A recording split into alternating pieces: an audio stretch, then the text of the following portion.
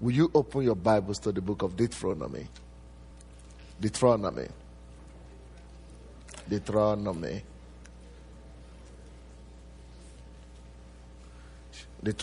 chapter 11.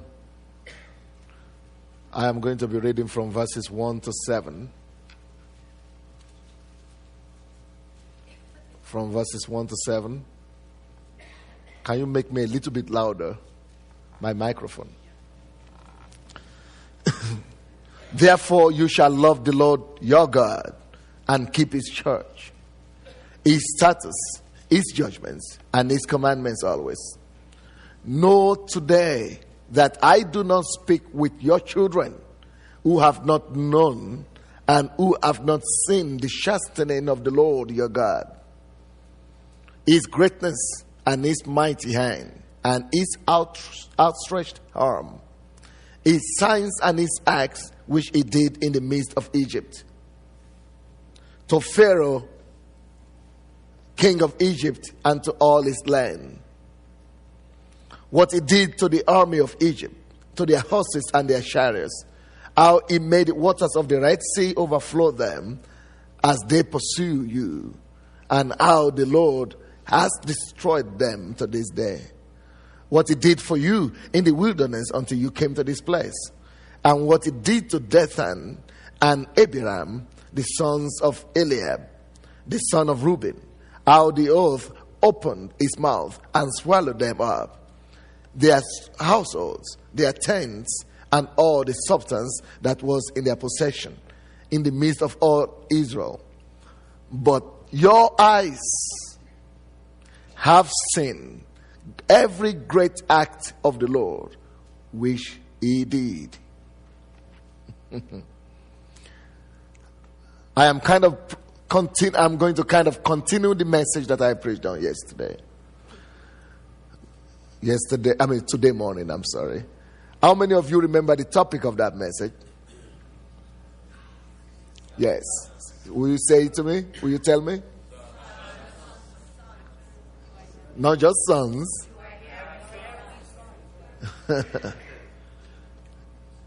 Do I have any son close? But not really. Oh, who said that? Has God no sons? Has God no sons? That's a question mark. Has God no sons?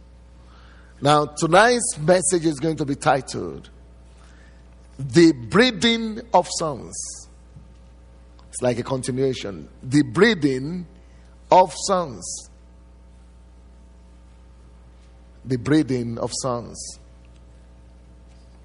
Now, that is interesting because, especially looking from where we are coming from, where we are reading from, how could we breed sons from Deuteronomy and the passage we just read? Well, that is why we thank God for the spirit of revelation.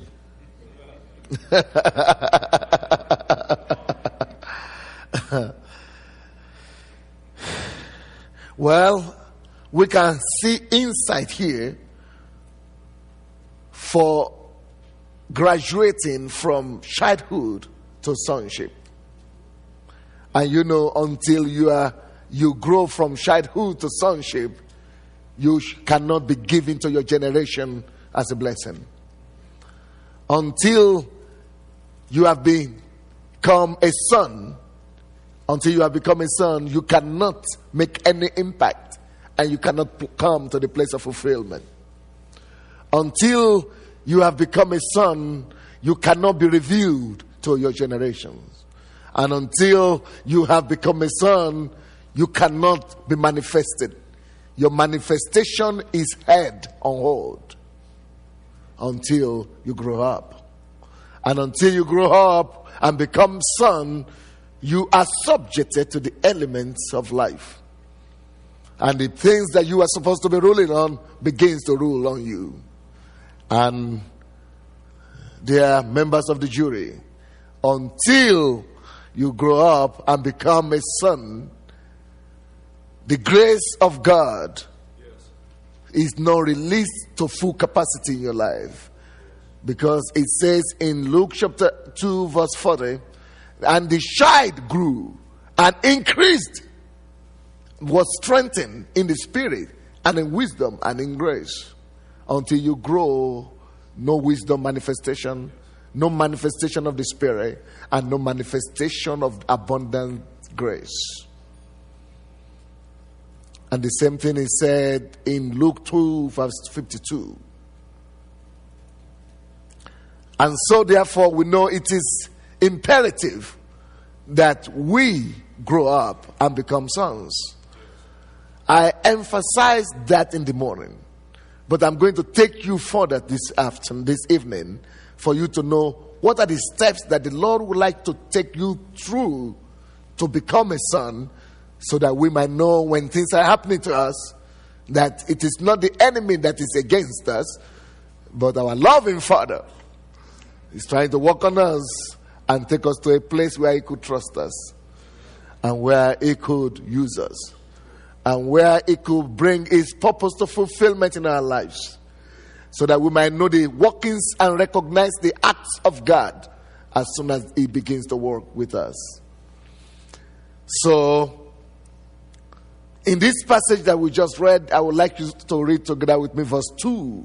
You don't need to read it loud. I will just read it. It says, "Know today that I do not speak with your children, who have not known and who have not seen the chastening of the Lord your God, His greatness and His mighty hand and His outstretched arm." Now let me read that again. "Know today that I do not speak with your children." Let everybody say that. He didn't say, "I did not speak to your children." He said, "I do not speak to children. I do not speak to your children. I do not speak to children." Because only, according to Romans 8:14, only as many as are led by the Spirit are sons. So therefore, the conclusion is clear. Only sons are led by what? By the Spirit. That is why God doesn't speak to who? To children. "I do not speak to your children. I do not speak to children. I do not speak to children. I do not speak to children." Now, from this passage, we could also see not just the reason, not just the fact that God does not speak to children, but we could also see why He does not speak to children, so that we may know the things and the factors that are holding us back from becoming sons. And if we deal with those factors, that means we can easily be transferred from childhood, from being a child to being a son. So he says, number one, I'm going to give you 8 factors today. 8 ways of God taking you from childhood. 8 ways God will use to breed you to become a son. 8 ways of God's brewing and breeding to make you become a son. Number 1, if you read verse 1, it says, "Therefore you shall love the Lord your God and keep His church, His statutes, His judgments, and His commandments always." Therefore you shall love the Lord your God. Then and then only you shall keep His commandments, His judgments, and His statutes. Yes. There is no beating around it. There is no going around it. The greatest weapon in this kingdom we're in is to be fanatically in love with Him. And I said fanatically. Underline the word fanatical. To be desperately and to the utmost in love with Him. That's why I don't care.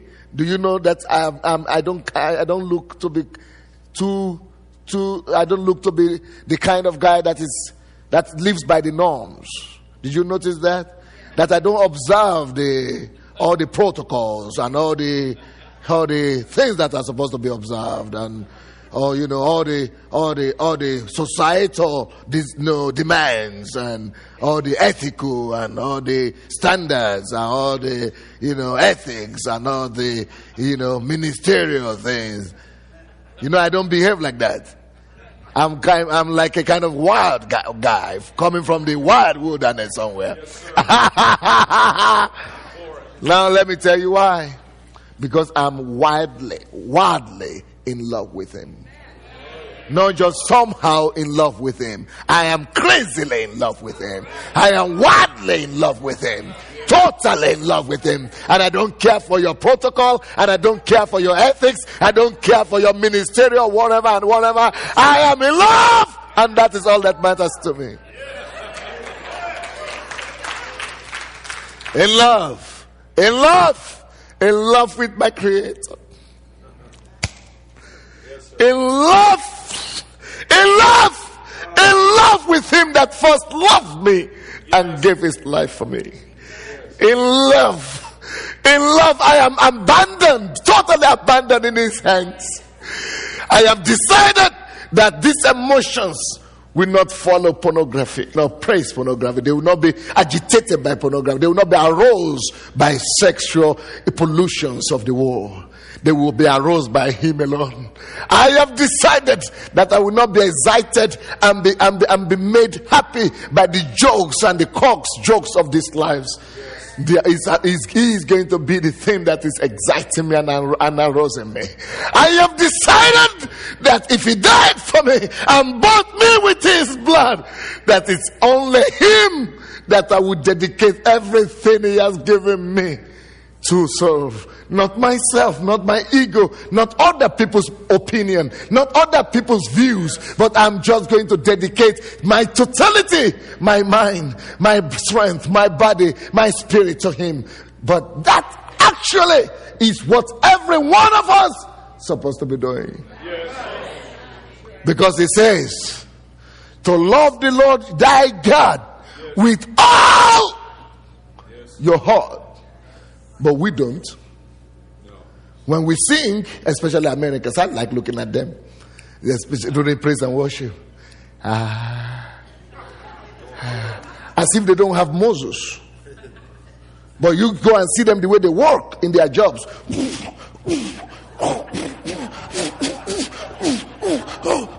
Look at the way they praise. They play their games or share their sportsmen. Listen to me.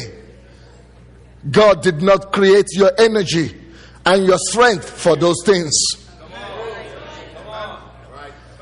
He said to love him with all your strength. And when you come with your strength to him, to his presence, you hold back. You don't give him what belongs to him. But you use what belongs to him for your own things. You use it to do your work with all your strength. But he said, this is what I was asking you to do for me. For me. Love me with all your strength. Me. Not do your job only with all your strength, but me first. Me first. Learn to love me.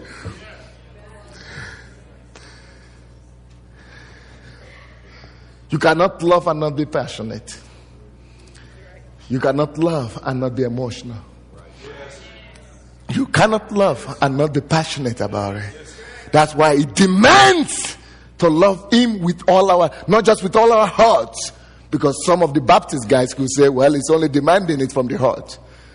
But thank God Jesus added strength to it, which refers to the body.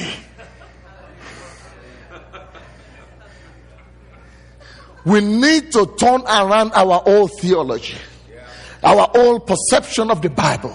We need to just, I'm telling you, you need to throw everything you knew about God away and begin to read the Bible again afresh. So that's why I'm crazy for him at all time. That's why anything I do for him, I do it with all my heart, my strength.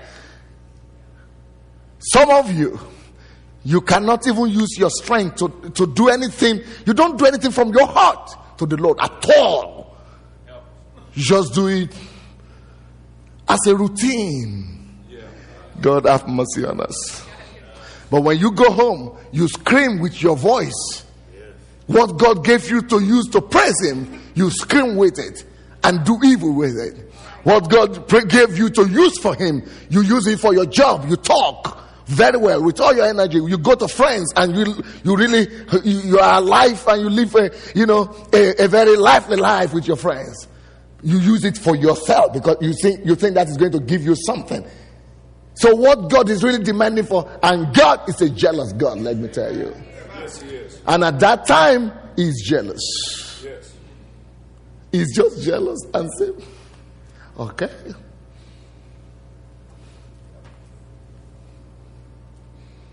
How much have you and your actions caused God to jealous? How much have you, because we don't know how to love him? Listen to me. Loving God genuinely as he demands it is the first step to knowing him. Right. When you love him with all your heart, with all your soul, with all your strength, and with all your might, then that is the first step to knowing him. It draws you close to himself. I like a place in John chapter 14 verse 20-21. It says that they that love me, they obey my commandment, and I come to them and I make my dwelling with them. Hallelujah. So deep place, deep truth. When you love him, you provoke him to come and reveal himself. It says, I come and reveal myself to them, and then I make my dwelling with them. Chapter 14, 20-21. I come and reveal myself, manifest myself to him because of love. You cannot underestimate love. And because of that passionate love, that is why you automatically obey his commandments. But if you don't love him passionately, that passion that you hold back, you will use it for something else. I bet you. You will use it for sex. You will use it for, lust. You will use it for pride. You will use it for ego. You will use it for anything because you did not give it totally to him whom it belongs to. So Satan sees that reserve that you have, and he comes and fills it with his own garbage. But if you will love him with all your strength, with all your might, if you don't love him with all your mind, there is no way you can prove to me that you don't have evil thoughts. Evil thoughts will dominate your life because you don't love him with all your life. All right? And you're talking to me about being a son? You can never graduate to be a son until you become a radical lover of God. An addicted lover of God. There is no way you can become a son. Because that's read John and see the relationship of Jesus to the Father. It is love that is the binding strength. Love is the thing. Love is the thing that binds them together. I know my Father because he's with me. I love him because that's why I come to reveal him. Love is the key. So any one of us that wants to seriously graduate from being a child into being a son, the first thing we must begin with is to radically dedicate ourselves to loving him. Read his word with satisfaction. Imagine him before you. Talk to him, weep before him, embrace him in your spirit. Imagine him standing before you, fall in love with him, hold him, embrace him. I do that with him every day. I see Jesus every day. It is possible you can walk with God. We can fall in love with God to the extent that you will begin to see him every day. He's real to me more than for all of you. I see him right now as I'm here. I only need to open my eyes spiritually. And as soon as I join the wave, I see him. He's here. I know where he's standing right now beside me. Because of love, will you become a lover of God or not? That is why it is the only thing God is demanding from us. You shall love me with all your heart, then you shall keep my commandments. The commandment of God is not because you are keeping it so that it might feel good. No. Because by the commandment, it keeps you. By the commandment, he saves you. By the commandment, he strengthens you. By the commandment, it makes you undefeatable. Well, we will not do too much of that because I have 8 points to go. Number 2.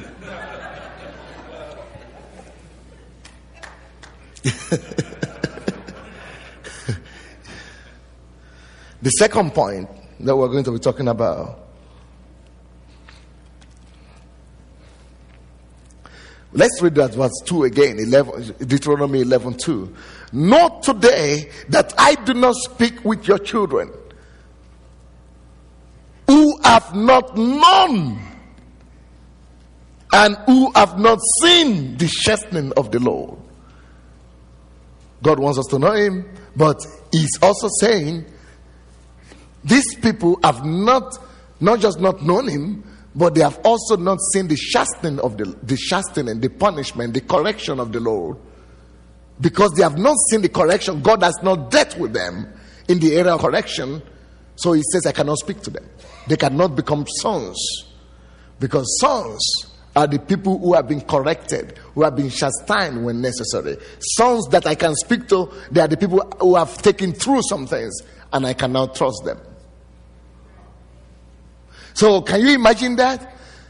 And that is why some of the preachings that are going on in America, I'm sorry for that, that says all bad things, all negative things, all suffering or hard time we have is Satan that is bringing it.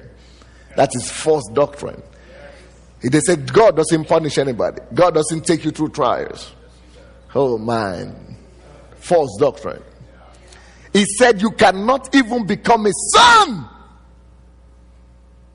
You cannot even become a son. You can remain children, but not a son. You know why they are preaching that message? It is because only sons can understand chastisement.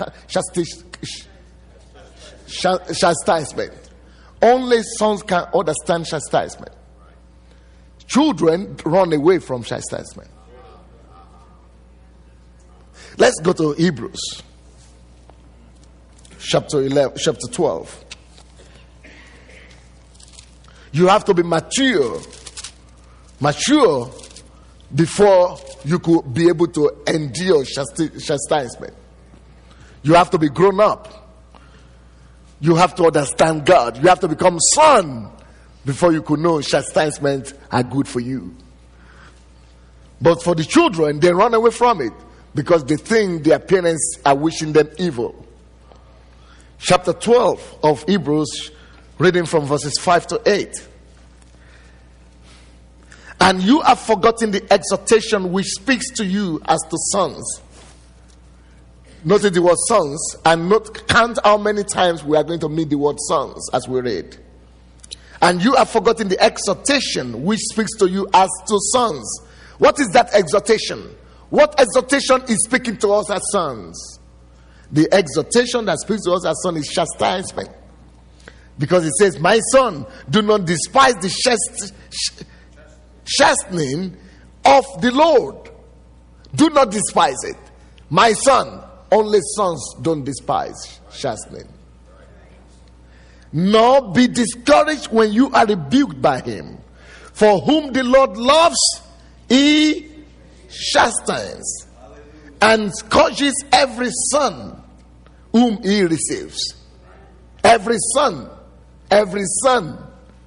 who he loves and receives. Verse 7. If you endure chastening, God deals with you as with sons. If you endure chastening, God deals with you as sons. As sons. Only when God loves you and he doesn't want to lose you, he corrects you. But as soon as God stops to correct you and chastise you, you are in trouble. You are lost for good and for eternity. However, the reason why this chastisement comes only second is because you don't have to go through it. If you are desperately and totally sold out to God and you are in love with him. The reason why you need to be corrected is because you are going astray. The reason why you need to be chastised is because you have done something wrong.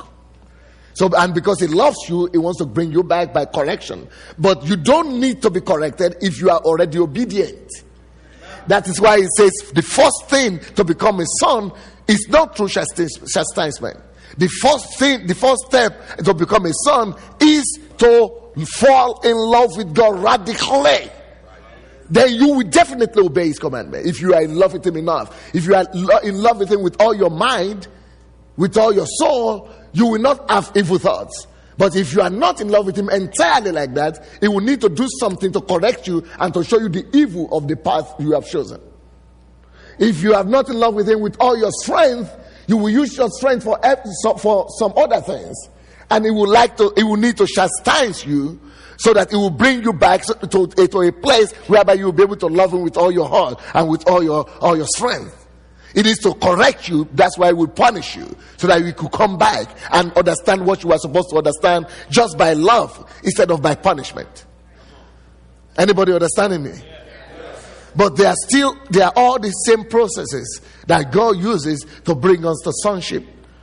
But if you are without chastening, of which all have become partakers, then you are illegitimate and not sons. So if you are doing things wrong and God is not telling you anything, then you are dead.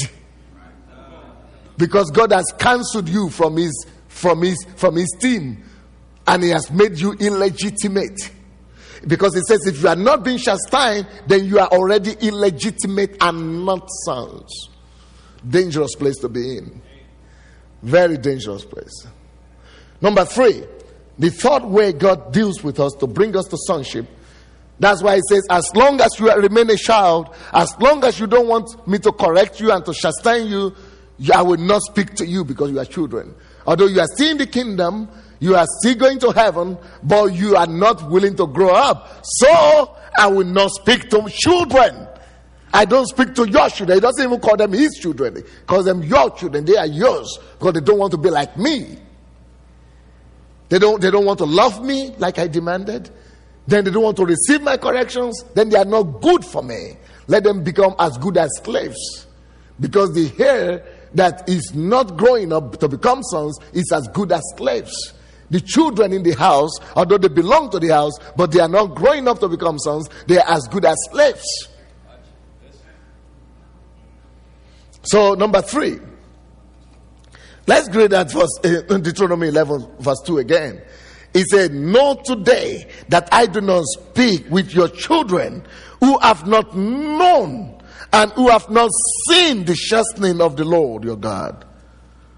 I did not speak to them because they have not gone through the processes of sonship. They have not seen his greatness.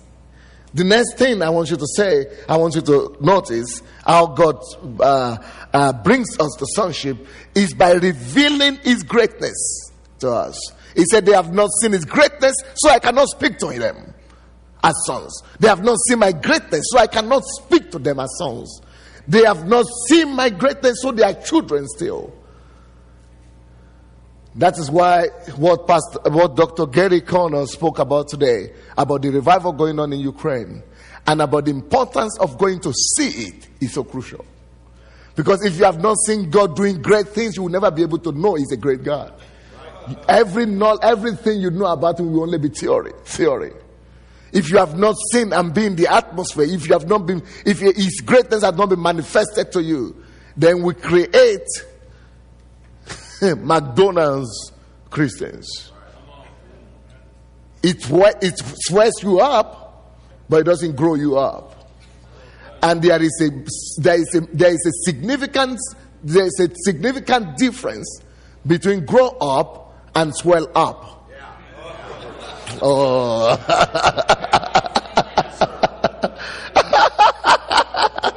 Many of us in our pews have been made to feel we are big because we have been swollen up by McDonald's.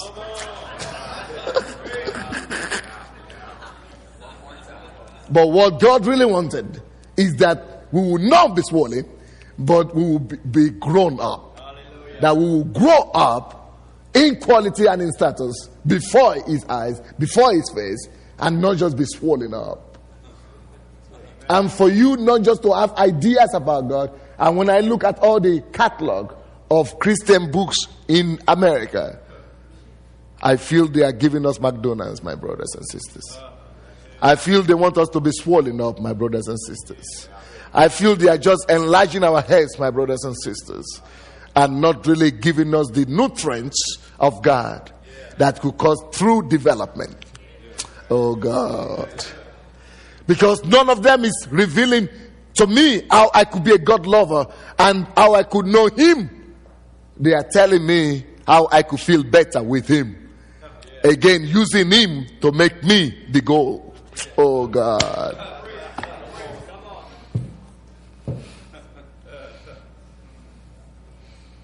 But God knows the difference. You know, you can fool people, but you cannot fool Him. So God said, no, I cannot still speak to you. Although you are big in size, but you are not grown up. I can still not speak to you because you are swollen, but you are still not grown up. You have not seen my greatness. You have not seen my greatness. You have not seen my greatness. You wonder why in the 40s and 50s there was such a big healing move in America. It's because some people, few people that God raised up to do signs and miracles, they were doing it so convincingly, they knew God so well, that in every quarter there were healing ministers. People, they were just springing up. Because they saw, when you see a lame walk, when you see the blind open your eyes, your faith grows up immediately. You see that God is big and can do it. So all over America there were thousands of healing ministers. Why? They saw! And they didn't have problem. It was not theory. They didn't tell them. They didn't learn it. They didn't memorize it.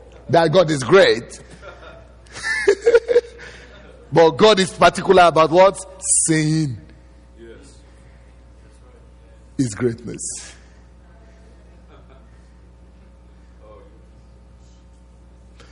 So you have to go to places where His greatness has been demonstrated. That's why the invitation to Ukraine, to Southern Light in September, if you can wait, I don't know if I be in your place, I'm too much in love, I'm too crazy for God. I cannot wait for 1 year. I would have gone before that and go again in Southern Light. Yeah, that is my kind of guy. Because I'm sold out for Him. I mean, I don't live for any other thing apart from Him. I just want to find Him.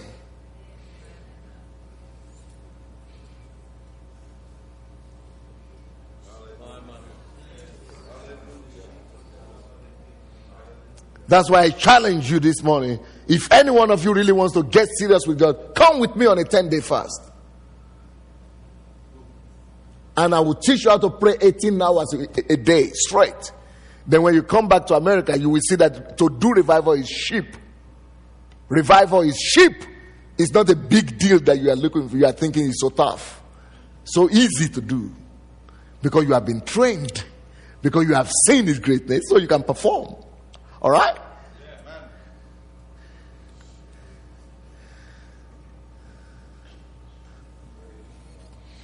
That is only number 3. Number 4.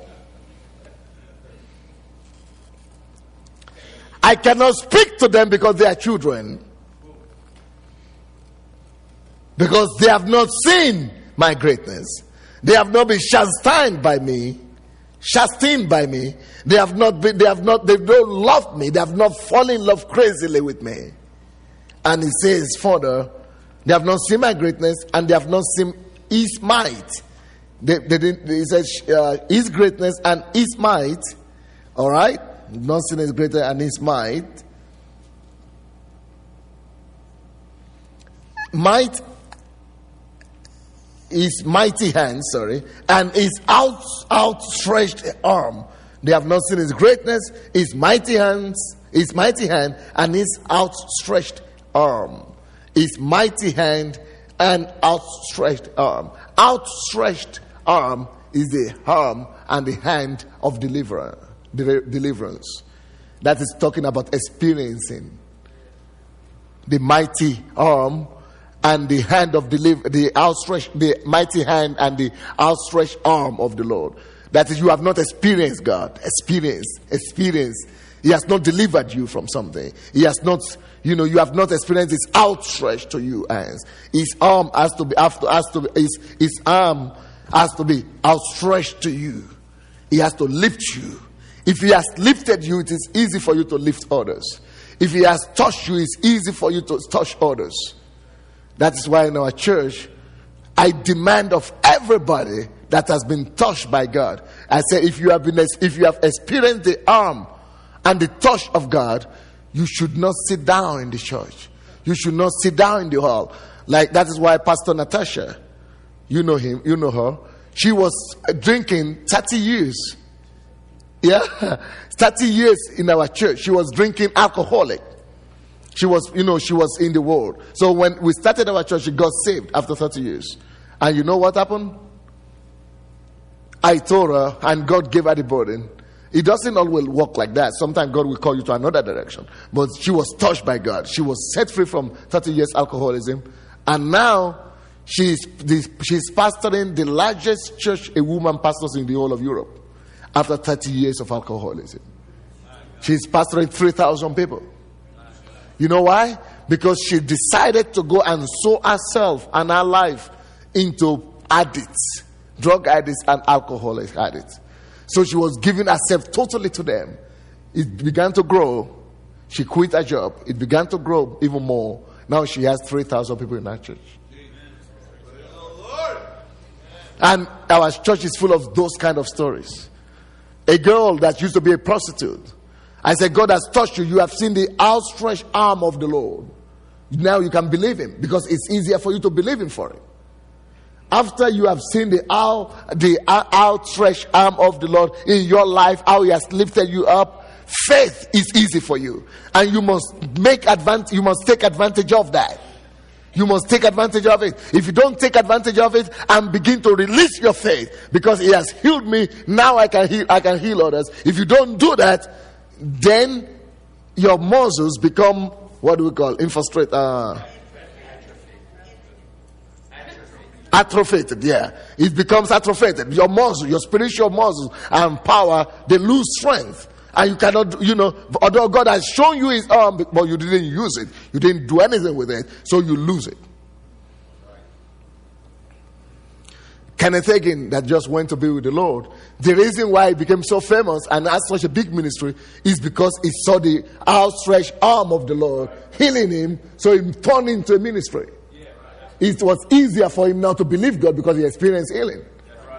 So anybody that wants to become a son should not only love God, he should not only receive corrections from the Lord, he should not only see the majesty of God, the mightiness of God, the greatness of God, but he should also experience. And that's why experience is so important. When people take us, I listen to the testimony of John and Carol. They said they went to Argentina at the peak of the revival and they were touched. They went to other places. They went to Benny Hinn's ministry. They were touched. Then they began to cry out for the Lord. They began to eager for God. And as a result, God came down because they experienced him. They saw his outstretched arm and they know this is possible here. I remember when I first saw people, when I went to Russia, I was only 6 months in the Lord. But I was healed before I went. I was touched by God. So when the communists, I was only 6 months in the Lord. So all the professors were coming to the classes and they were teaching us, they were trying to brainwash us and say there is no God. They were teaching us all kinds of doctrines and all kinds of theories, all kinds of scientific proofs that there was no God. And I was just sitting down in the hall and I just said, he touched me, he healed me. What can you say? I mean, there is nothing you can say. I have seen and I have experienced his mighty and outstretched arm. So it was easy for me to believe him, to go closer to him, and to be radical for him. But if you don't make advantage of it, Satan will make advantage of you. The reason why God reveals all those things to you is that you might believe and be able to step forward like a son will do and take responsibility to take his arm and his mighty power to other places. Anybody listening to me? Number 5.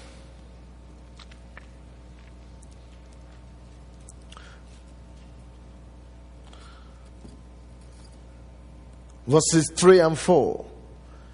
His signs and his acts which he did. He's saying, I do not speak to the children, because they have not known me. They have not seen my signs and wonders. They have not seen my greatness. And he's continued to say, they have not seen. I do not speak to them because they are children. They have not seen the signs, verse 3, the signs and the acts which he did in the midst of Egypt. They had not seen that. To Pharaoh, king of Egypt, and to all his land. They have not seen that. Verse 4, which he did to the army of Egypt, to their horses and their chariots, how he made the waters of the Red Sea overflow them as they pursued you, and how the Lord has destroyed them to this day. They have not seen it. Before you can become a son in this kingdom, you must be able to see the judgment of God over nations. You must be able to see the judgment of God over nations. Only sons are able to see a nation subdued to the Lord. And before you can be able to, because God doesn't want us to just go into countries or into cities and build a church, a small church just in a quarter. He wants you to see a whole nation coming under his influence and under his authority. A whole country is being subdued by him. That is why he said, I cannot use him. Stand up, please. I cannot use him. Why? Come here. I cannot use you because you cannot see that I am capable of subduing a nation. You cannot see it. You have not seen me deal with Egypt. You have not seen the way I destroy all their power. But you are still afraid. You think this is America. This is a big country. It's too big. It's not Ukraine that's just 50 million. We have Hollywood here. We have the liberals here. We have the Democrats here that do not allow us to come forward. We cannot do it. We cannot really change a nation. Where I could only build my ministry. Maybe I could affect my city. Maybe I could affect my country. My little corner. Maybe my state at most. But to influence the whole nation and to become the topic of the news in the whole nation. No, maybe we could affect only the Christian world. But he said, you cannot become a son, and I cannot trust you because of that. I cannot trust you because you did not see how I dealt with a nation that was stronger. You did not see how I dealt with a whole nation, how I subdue a whole nation, the whole nation of Egypt, and this king Pharaoh under my feet. You did not see it. You cannot see it. You did not see that I'm mightier, I am stronger, I am more powerful than any nation of the earth. You did not see that all the nations of the earth are only but a drop of water upon my hands. You did not see that they are nothing to me. You did not see that the whole earth and the whole universe is in my one right hand. I hold them in my right hand. So if the whole is hand and universe is million times bigger than the earth, so what is US in it? It's less than a dust. It's less than a dust in his hand. It's less than a dust in his hand. You must see that I am mighty. I am the Almighty God that subdued nations. Only a son is able to see that your position before him is nothing, that nations are nothing, and that is why you will be able to believe him when he says in Psalm 2 verse 8 that ask of me and I will give nations into your inheritance. But you cannot ask because you did not see how I subdued nations. You cannot ask because you did not see how I brought judgment over pharaohs of this world and their nations. You did not see. That's why you are not asking for a nation. You are asking for a church that I build a church for you. You are asking for your ministry that I bless your ministry. You are asking for everything else, but you are not asking for what I'm asking you to ask. I am not after church buildings. I am not after streets. I am not after just neighborhoods. I am after nations. I ask you to ask of me nations.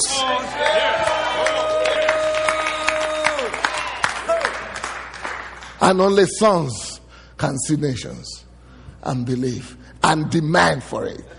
But for that, you have to be able to see the picture and the story of the children of Israel in Egypt differently. differently.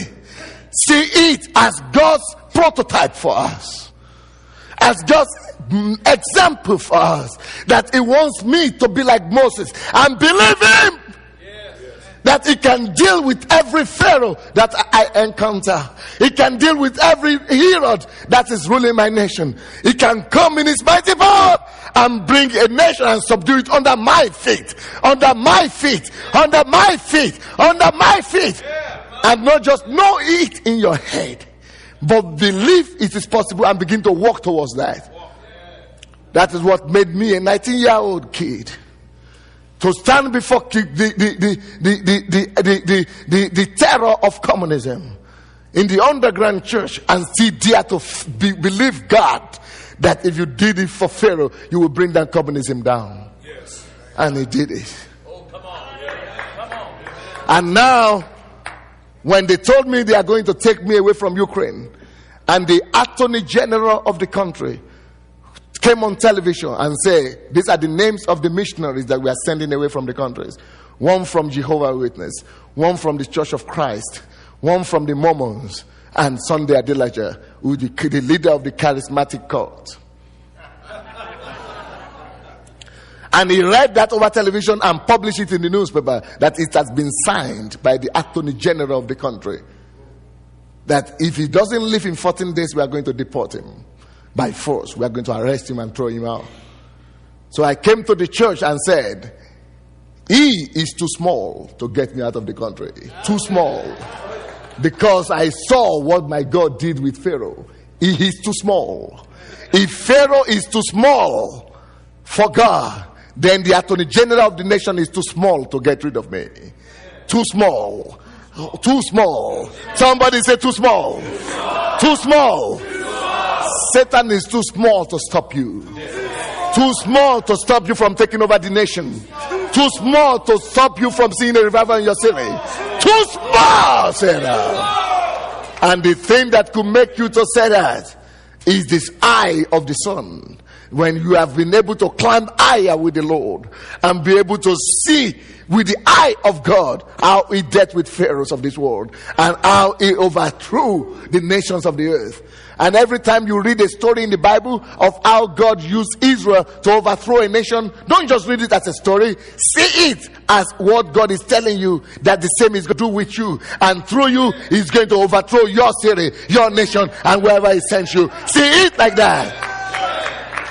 And so when everybody in Ukraine is busy building a church and trying to be nice so that the government doesn't give them trouble, so that the KGB doesn't follow them, I am throwing everybody a challenge that I'll bring in 5 million Ukrainians to the Lord, only to our church.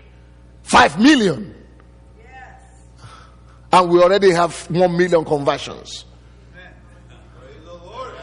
Why? Because I could see how it death and brought judgment over nations.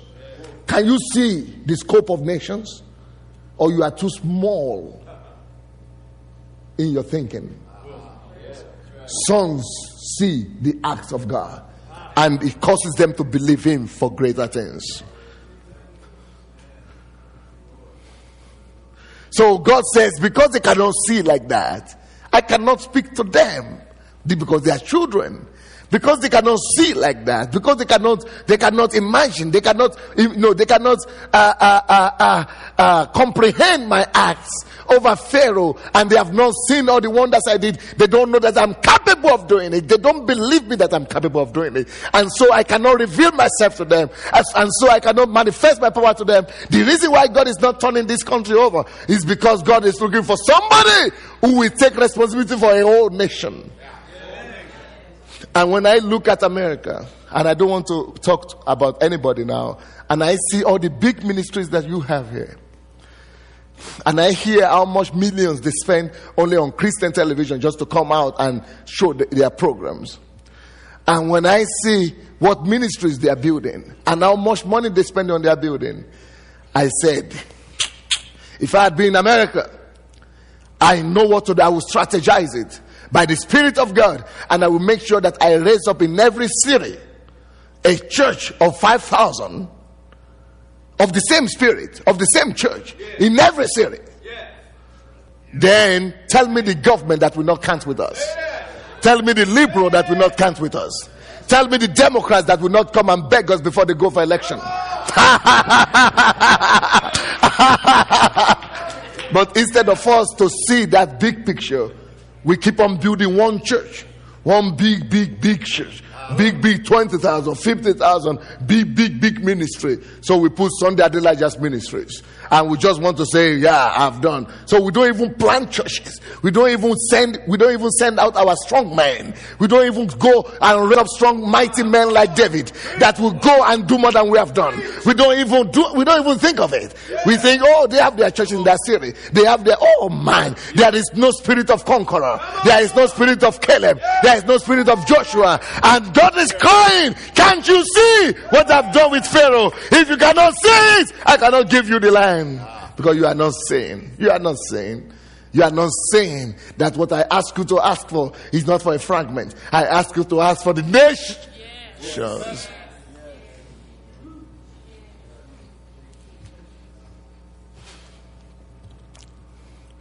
And so when God begins to challenge you, when I began to go to the Netherlands, I didn't go there just to preach and start my branch church. I went to shake the nation. And after 3 years, we have 50 churches in the country.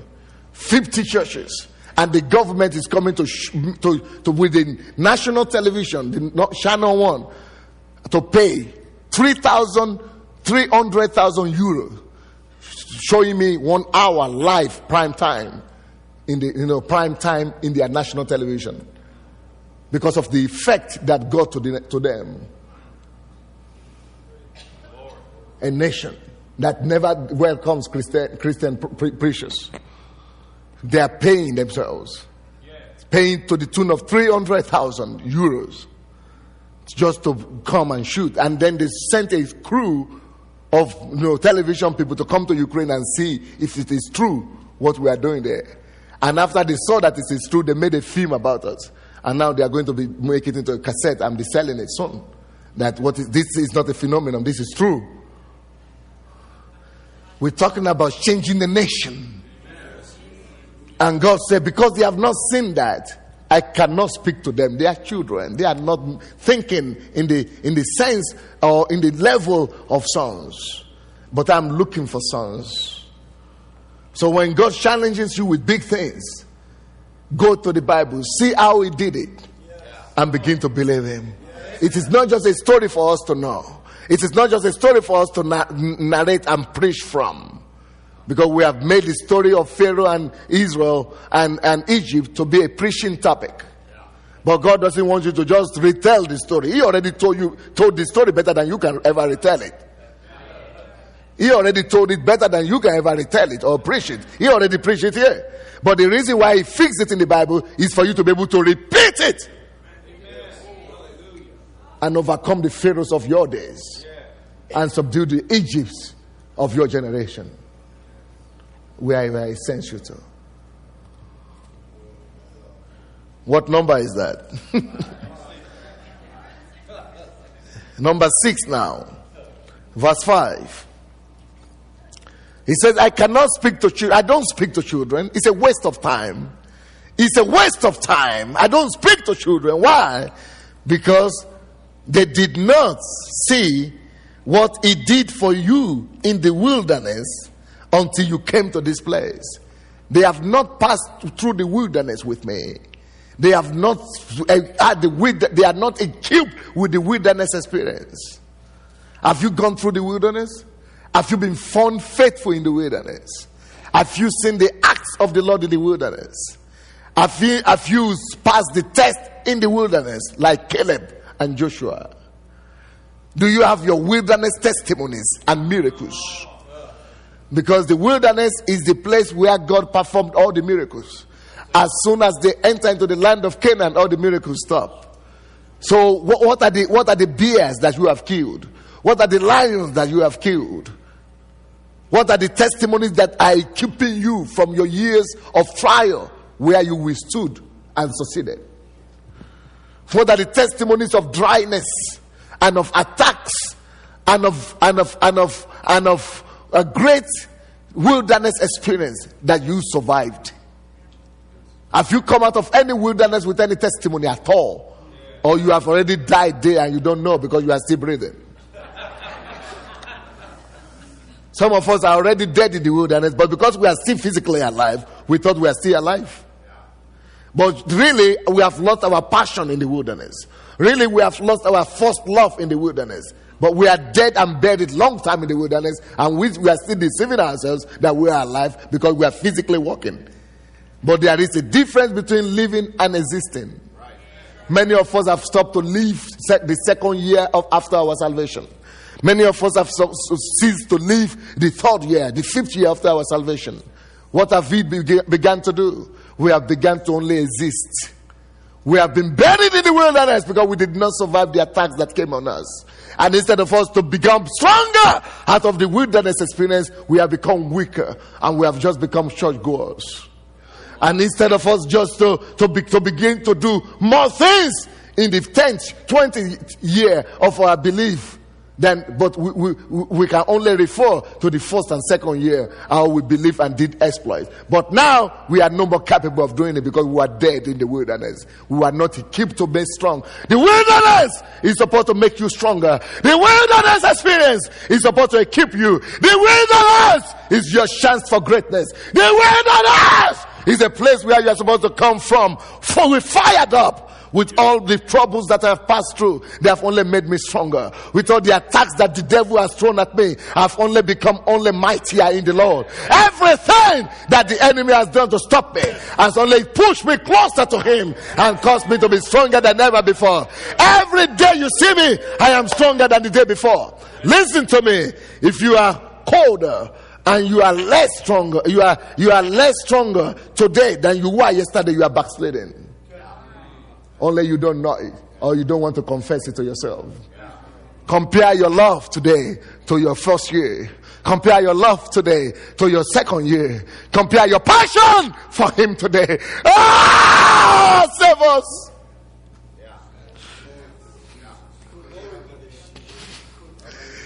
Some of us need to fall into our faces and begin to confess that I've lost it. I was dead long time in the wilderness, but I didn't know it.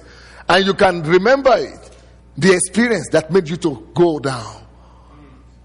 That made your passion to die. The thing that you went through from which you could not rise up again. The experiences and the attacks that came against you and from which you could not be as sharp as you used to be. You can all remember it. At what moment your Christianity became a regular tradition and a routine. You can all remember it when it was all passion, when it was all faith, when it was all power, when it was all going out all the way. But you remember at what stage it became just a normal thing everybody does. You remember how you used to condemn others for their coldness, and you don't remember, and now you know you are in the same category with them. You are now normal. When they used to think you are not normal before, but you are not now normal like every other person. Repent! Remember where you have fallen and go down there and gather yourself again. But the people that God will be able to trust, the people that God will be able to speak to, are the people who have used their wilderness and have turned into a resource to generate power and energy. The people that have turned their wilderness into strength. The people that have turned their valley into a valley, in the fountain of water. Those are the people he's talking about, who passed through the wilderness and have a testimony, and the wilderness have made them stronger, and it has not killed them like the 10 spies. But the 2 of them were made stronger because of the testimony, because they stood firm. Tonight we are going to pray, and we are going to remember everything that has killed something in us, killed the passion in us, killed the fire in us, the thing that stole the first love in us. We are going to remember the point where we lost it, and we are going to come to the altar and say, God, I go back. I want to retrace my path. I want to retrace my path. I want to retrace it and regain that first love again, and regain that passion again, and regain that strength in the Lord again. You become stronger in your wilderness, and you come with a wilderness experience. Only those people God graduate into sonship, and He trusts with His secrets.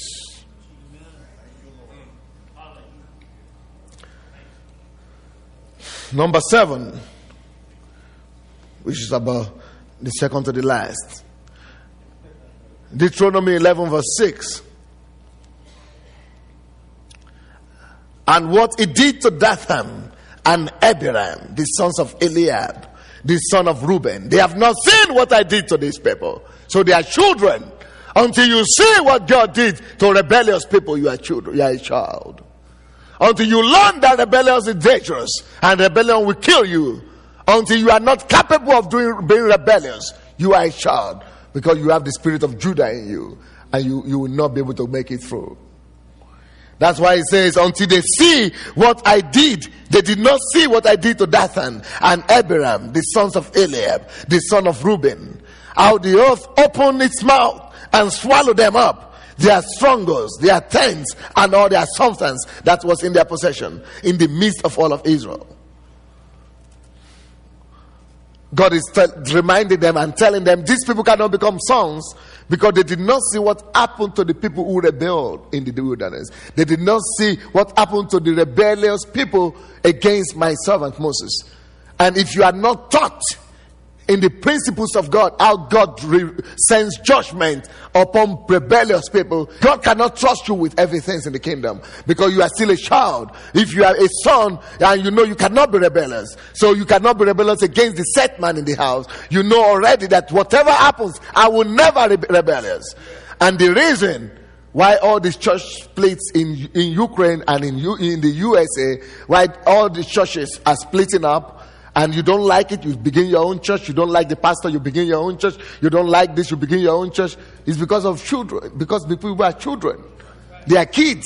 They are not grown up. Because sons, they know and they see what God do to Abraham and to the children of Korah.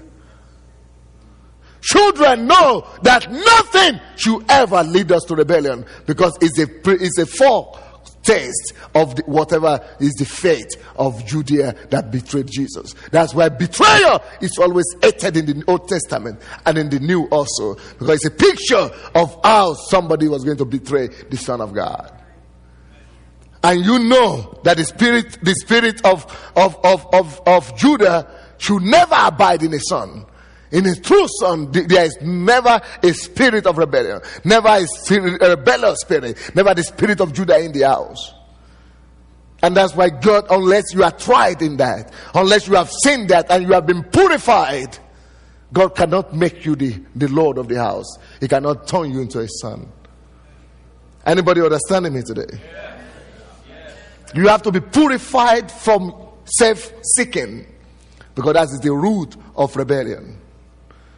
That is what Satan did and disqualified him from heaven. He said, I, self-seeking, self-sin, self-seeking. He said, how could you receive honor from the Lord if you seek your own? If you seek your own gain, let's be dead to self-seeking. True sons that will be elevated in the kingdom, they are dead to themselves. They only want to seek the one that will please him. They only want to seek the things that will point to him. They only want to fulfill his will. And they only want to make him glad and to make him rejoice over them. They are no more concerned about their name. They are no more concerned about their reputation. They are no more concerned about their ministry. They are no more building their ministry. They know they are dead long time ago. And they say, and in response to the question of God, when they say, do you love me? Do you love me? Do you love me so? Then they say, yes, you know, Lord, because their hearts are pure. They don't have any ulterior motives. What about you? And because these people have not been tried in that area of rebellion, they have not seen the judgment of God that comes on rebellious people. God said they cannot become sons. I cannot speak to them. They are children. Are you still capable of rebellion? Of rebelling? It's a question to you today. Are you still capable of rebelling? Even if your set man is wrong, even if your pastor is wrong, even if you see the nakedness of your father, God has permitted you to see that nakedness, not for you to scorn him. God permitted you to see that nakedness, not to mock him. God permitted you to see the nakedness so that you might cover him. God wants people to be sons who will graduate and be set free from the spirit of harm. So he said, they have not seen what I did with Abiram. They have not seen what I did with Dathan. They have not seen what I did with the sons of Eliab. They have not seen the judgment that I brought upon them. So they cannot become sons. If you are still capable of, jilting people or betraying people or rebelling, even if you are right, you are still a child. You are not qualified. That is why he said in Corinthians that I cannot speak to you as to mature people, as to sons. I can only speak to you as to babes, because some of you say I'm Apollos and some of you say I'm Paul's. You cannot become sons. So if you are still in that category that says, well, I'm in this camp, well, I'm in this camp, well, I'm in this camp, well, you are going to spend a long time in a kindergarten.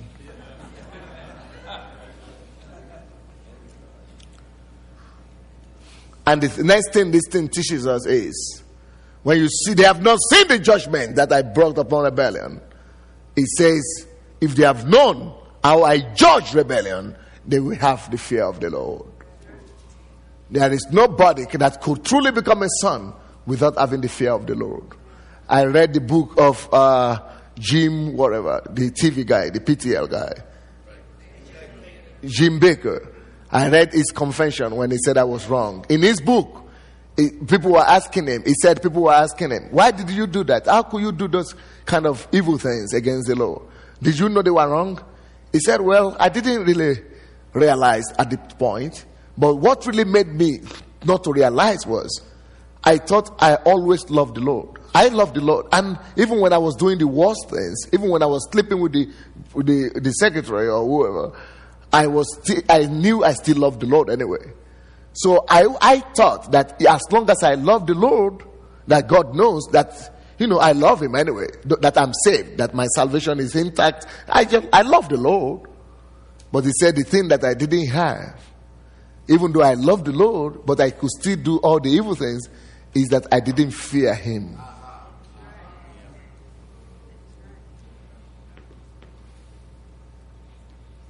But you see, that is not love. Because when you love him, you obey his commandments. When you love him, you fear him. That's why it says here, they have not seen my judgment, so they don't have my fear. There is no way you can become a son if you don't have the fear of the Lord. Fear him. Fear him. And that will keep you from evil. It will keep you from self-destruction. It will keep you from sin and iniquity. The last one. Verse 7. He said, they cannot become sons. They are still children. I cannot speak to them because they have not, but your eyes they have not seen what your eyes have seen, every great act of the Lord which he did. He was talking to the father. He said, your eyes have seen every great act that I did to he was telling Moses, your eyes have seen every great act of the Lord that I did, but they have not seen it. They have not seen every great act of the Lord that I did. That is training process. There is no way you can become a son without being trained to know his ways. In Psalm 103 verse 7, it says, he showed his acts to the children of Israel, but his ways to Moses.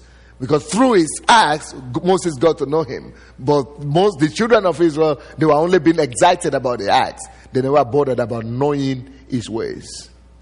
So children never know the ways of the Lord. They only want to be excited about the miracles. They only want to be excited about the things of the house. They only want to be excited about the acts of God. They only want to be excited about what God is doing, and relax and just talk about it and just say, wow, it's great. Wow, what a great message. But the sons, they listen to the message and say, what are the decisions I'm taking from now? What are the things that I didn't do before that I need to begin to do? What are the points out of the 8 points that is missing in my life? What are the steps that I'm beginning to take to improve them? What are the things that I'm going to begin to supplement and to restore in my work with the Lord? But the children, they are only excited about the show, about the act, about the message itself. They only want to clap and rejoice. They think that qualifies them to do the act. But no, sir. No, sir. They don't want to do, they want to be in the environment. They like the environment. But they don't take decisions that will enable them through the acts to know the ways.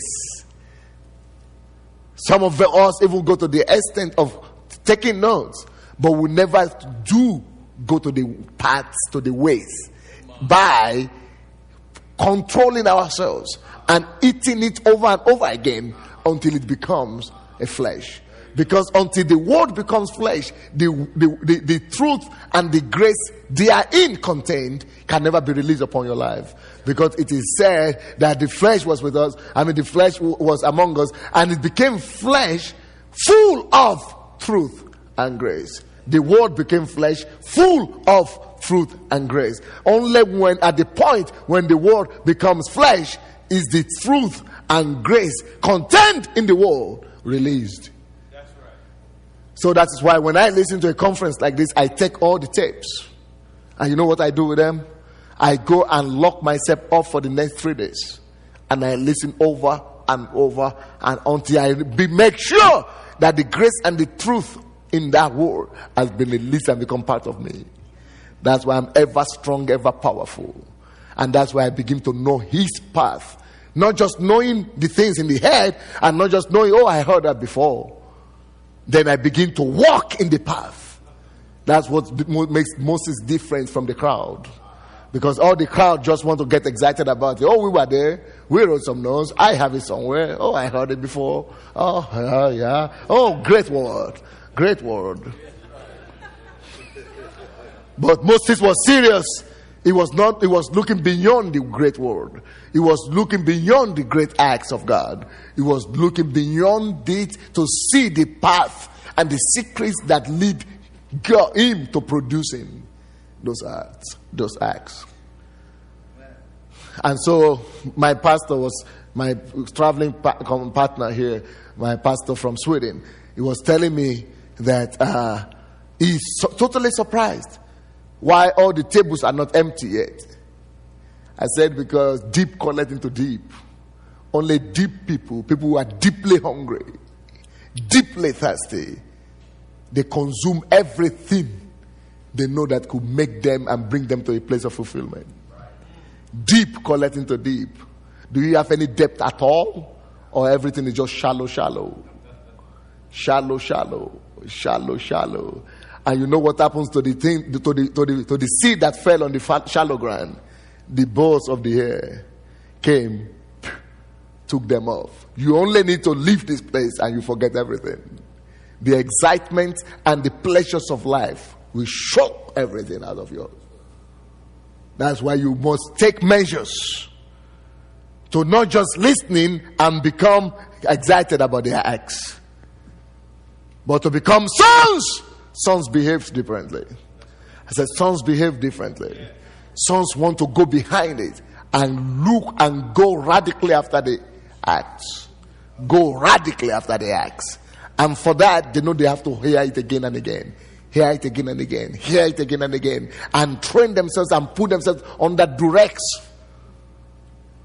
so that things will work for them. And so that they will now not just become the enjoyers, or receivers of the blessing, but they will now be trusted to become the carriers of the blessings. God bless you.